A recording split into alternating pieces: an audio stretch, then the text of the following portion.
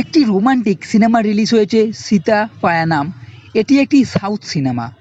যদি আপনার romantic cinema দেখা পছন্দ হয় তাহলে নিশ্চয়ই এই সিনেমাটা একবার হলেও দেখে নিতে পারেন। সীতা পায়ানাম একটা রোড ট্রিপ সিনেমা, যার মধ্যে আপনি ড্রামাও দেখতে পাবেন। তো কি আছে এই সিনেমার মধ্যে তা অল্প সময়ের মধ্যে বলার চেষ্টা করব টু দ্য পয়েন্ট বলে। সীতা 4 মা ছোটবেলায় মারা যায়।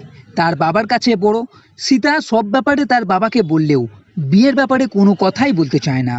একদিন সীতা কাজের সূত্রে ভাইজ্যাগ থেকে হায়দ্রাবাদ যাবার পথে একটা ছেলে অভি লিফট চায়।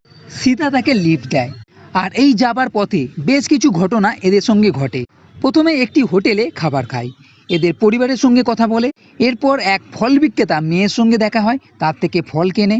পরে কিছু স্কুলের বাচ্চারা কস করার সময় দাঁড়ায়, তাদের সঙ্গে কথা বলে।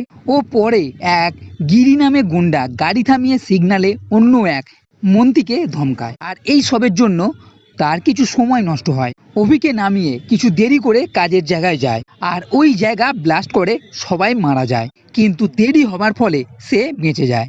এইবার সীতা যাদের জন্য দেরি হয়েছিল তাদের সবাইকে ধন্যবাদ জানাতে চায়। তাই প্রথমে যায় অভির বাড়ি। সেখানে তার পরিবারের সঙ্গে দেখা করে, তাদের সঙ্গে কথা বলে। অভি ও সীতা আগের জনদের জন্য বেরিয়ে পড়ে। কিন্তু এই সমস্ত যাত্রার পথে অভির কথা ও ব্যবহারের ফলে দুজন দুজনকে ভালোবেসে ফেলে। এরপর বাকি যারা ছিল সবাইরই কিছু না কিছু সমস্যা ছিল, তা এরা সমাধান করে। যেমন ফল বিক্রেতা মেয়েটিকে কিছু গুন্ডা কিডন্যাপ করে নিয়ে যাবার চেষ্টা করে, তাকে বাঁচায়। গিরি নামে যে গুন্ডাটা ছিল তার বাড়ি গিয়ে তাকে থ্যাংক ইউ বলে। বাচ্চাদের স্কুলে গিয়ে তাদের সঙ্গে সময় কাটায়। হোটেলের স্বামী স্ত্রীদের মধ্যে ডিভোর্স হতে চলেছিল, এরা দুজনে ওদের দুজনের মধ্যে মিল করায়। এবং শেষের দিকে বেশ কিছু টুইস্টও আছে এদের দুজনের বিয়ে হবে কিনা, কারণ এরা দুজন দুজনকে ভালোবাসলেও বলতে পারেনি। সব মিলিয়ে সুন্দর একটা সিনেমা।